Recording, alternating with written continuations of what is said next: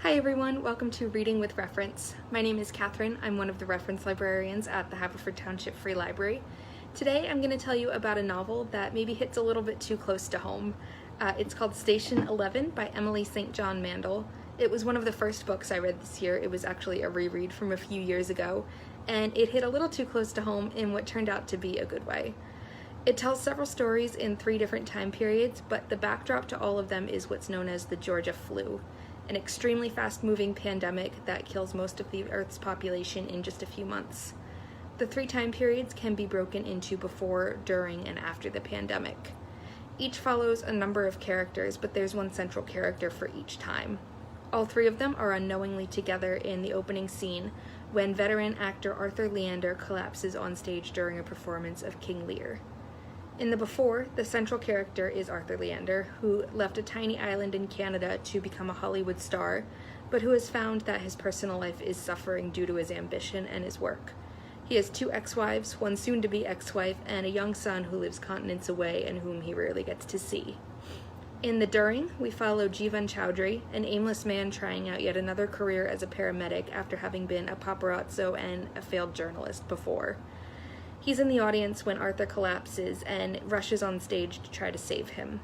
By the time he realizes that won't be possible, he's started to get phone calls from a doctor friend of his, giving him increasingly dire updates on the number of patients who have died in the ER from a mysterious flu. It's through Jeevan's eyes that we watch the chaos of the pandemic and how the world tries to survive it.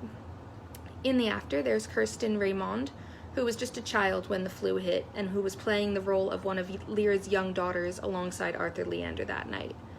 Now, 15 years later, she's a part of what's called the Traveling Symphony, a group of performers ranging from actors, musicians, and other artists who travel around what's left of North America, stopping in the tiny towns that have popped up after the pandemic, performing plays and music for the people starving for art. But as they return to a town they visited before, the symphony discovers that it's been taken over by a dangerous man claiming to be a prophet, and he'll only let the members of the symphony leave on his terms. There are so many amazing characters linked in so many ways throughout all 3 of the novel's settings.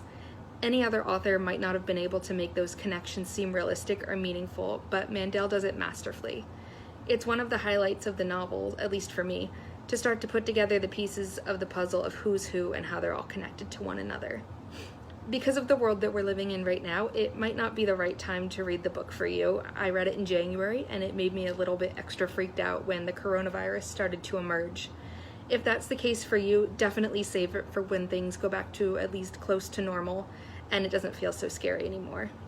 For me, though, I think that the ultimate message of this book, which is that even in the absolute worst of times, art and human connection matter, and they will find a way, gives me more hope for the world I'm in now and for what it will look like when we start to heal from this.